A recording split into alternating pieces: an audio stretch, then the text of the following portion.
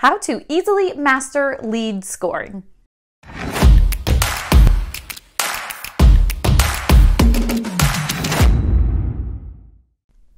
In the beginning, there was an anonymous browser. We didn't know much about him, but we were eager to find out. We knew exactly what to do. We had to accumulate some deeper knowledge about this browser before we could uncover the perfect way to introduce our help. We tracked his behavior. We followed him on his journey religiously, after which we stored this information. Then, suddenly, there was another visitor, very different from the first one. He was browsing through various pages, interested in completely different content, and his behavior was a bit odd. We start to wonder, will both of these visitors have the same amount of interest in our product and eventually become loyal customers? Very unlikely. So, what should we do next? How can we get them to click on that purchase button while sharing every step of their journey we show up with the right marketing message, or dare we even say a sales call? Enter lead scoring, a method that will help us determine the visitors' level of interest and buying potential of our product while clearing the path to better alignment between sales and marketing departments. About lead scoring. We talked recently about customer journey optimization and creating a customer journey map as an important step in your marketing strategy. Lead scoring takes customer journey methods a step further, focusing on following your leads through the journey and segmenting them based on their actions using the point system. Then, ultimately, identifying the best course of action during the different stages of the customer's journey.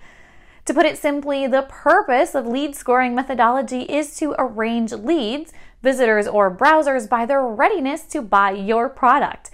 If done right, lead scoring can provide incredible assistance in your marketing efforts. It can assure no lead is left behind and increase the efficiency of both the marketing and sales departments, which basically results in more revenue. On top of everything, lead scoring provides clarity for your sales reps, as you may not be interested in having your sales team call a student who is looking for an internship on your website's career page. Not to mention a scenario when too many leads are forwarded to sales reps, making them overwhelmed and resulting in a difficult choice of which leads are qualified and which ones should be left alone.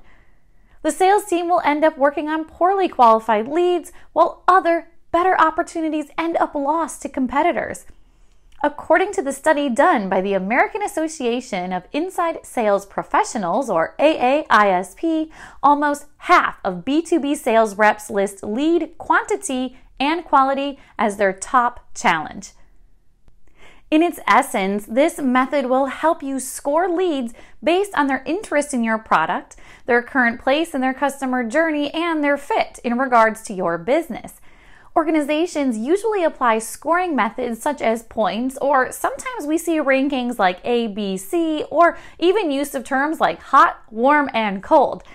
When it comes to the data your lead scoring system will capture, it commonly comes up to demographic and firmographic attributes such as company size, industry and job title. Additionally, you should strive to create the behavioral image of a given lead too, such as clicks, keywords, and website visits.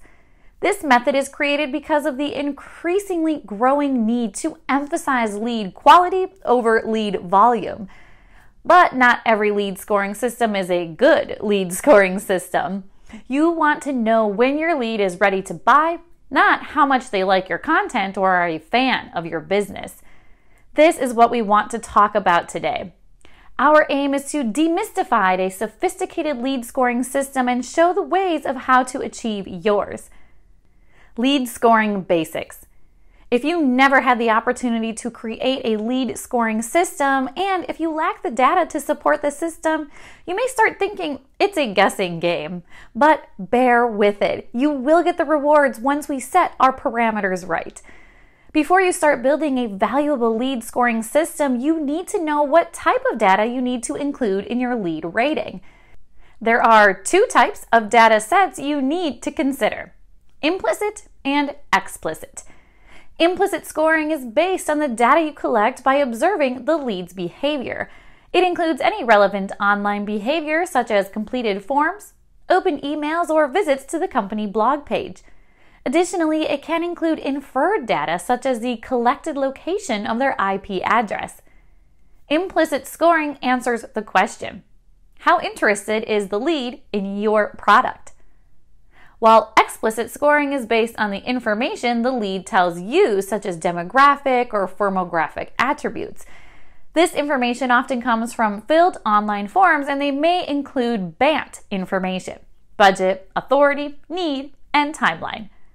Explicit scoring answers the question: how interested are you in this lead?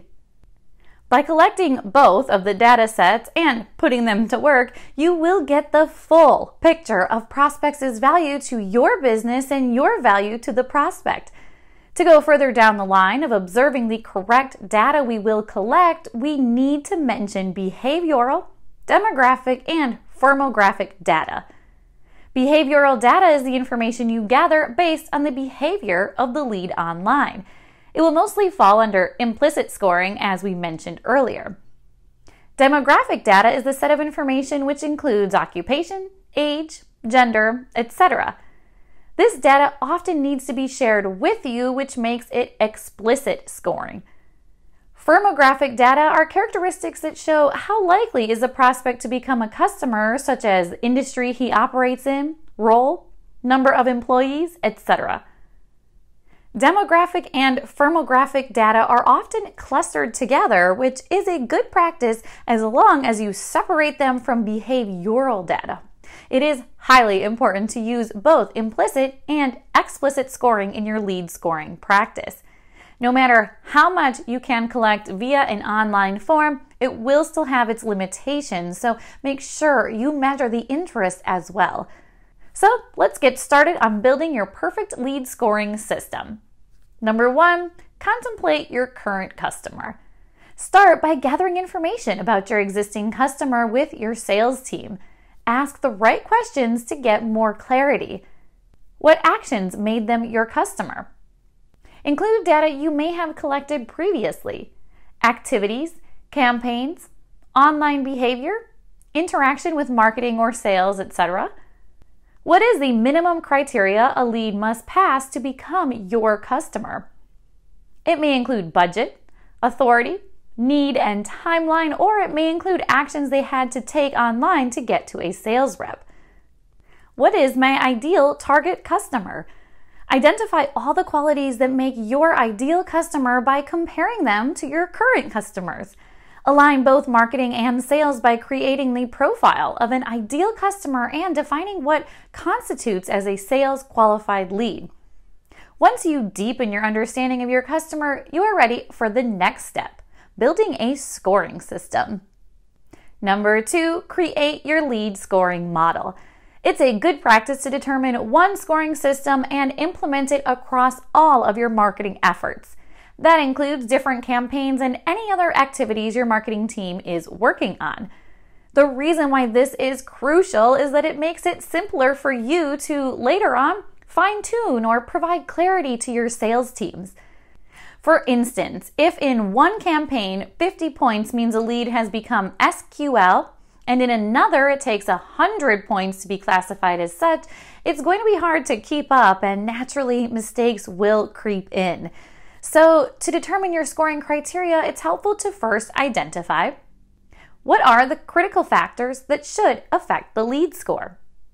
Provided you did step 1 as per instructions, you will already be rolling.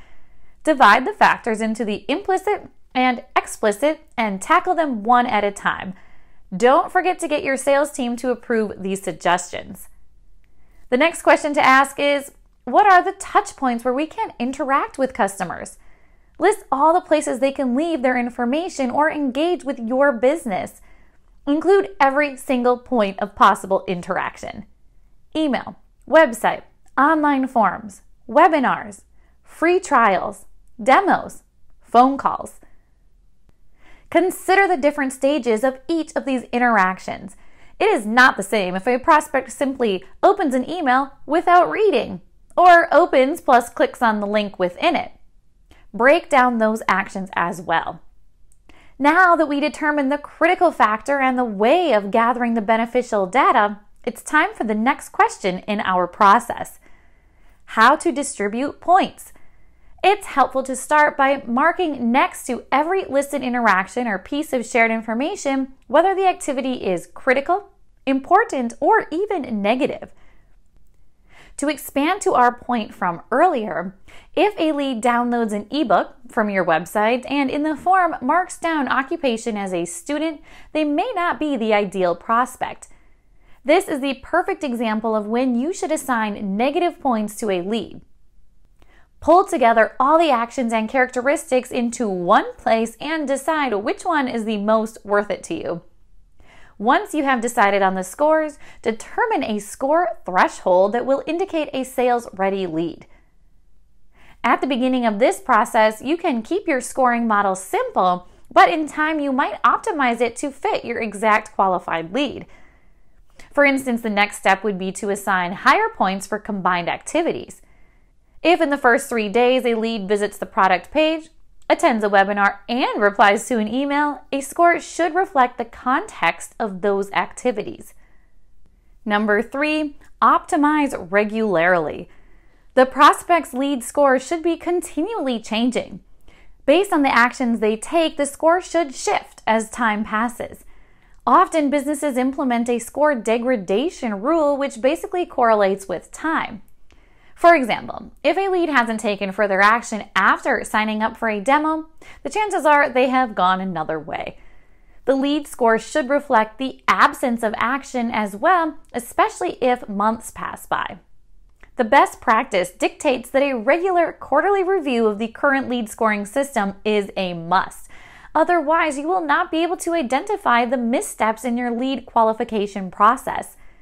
In your review, make sure you get the answers to the following questions. Were there any low-scoring leads that ended up converting? Were there any high-scoring leads that didn't convert? Don't worry too much about any errors. They will naturally occur, especially if you are doing this for the first time. Remember, buying behavior will never be 100% predictable. Every company has a different approach to procuring a new product. If you're setting up the lead scoring model within your marketing automation platform, remember to design your automation to make rescoring as easy as possible. Focus on improving the system by utilizing the reviews and analyzing the factors as you move further down this road. Lead scoring is an integral part of lead management. When you invest the time to create a lead scoring system, you make the most out of your every lead in your database, which directly influences the success of your marketing campaigns, increases conversion, and grows revenue. But in order to get there, you'll need to nurture the leads that are stuck in the middle of your funnel, caught between their first conversion and a sales call. The time has come to stop guessing how likely your leads are to convert. A lead scoring plan will help you move to a new era where you will find that the mutual frustration between marketing and sales teams slowly disappears. How Virocyt uses lead scoring to improve their sales efforts. Virocyt is a life science startup that is selling a very focused product to a niche customer base. For them, lead quality is essential because as a startup, they don't have resources to go after lead quantity. Also, they want to go beyond just collecting customer details, which makes lead scoring the best method to improve their sales cycle. They have executed a lead scoring process by following these steps. Number 1, collecting prospects' details on the website through forms. Number 2, looking into the actions they have performed before leaving their details, page visits, content downloads, or webinar signups. Number 3, scoring the actions. For instance, click on a page equals 1 point. Content download equals 10 points. Sign up for a webinar equals 13 points. Nurturing leads to a certain score, after which they pass them on to sales as marketing qualified leads.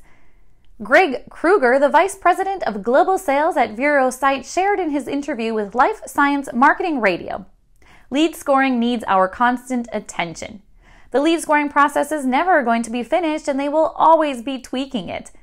However, by publishing specific pieces of content and by including sales emails in the lead nurturing process, they are able to zoom into the lead's behavior. We know by now how beneficial retweaking can be for improving the lead scoring process. That's all for today. Don't forget to like, share, and subscribe to our YouTube channel for more videos like this so you can take your marketing automation to the next level. And make sure to activate notifications to receive the latest videos. Thanks for watching.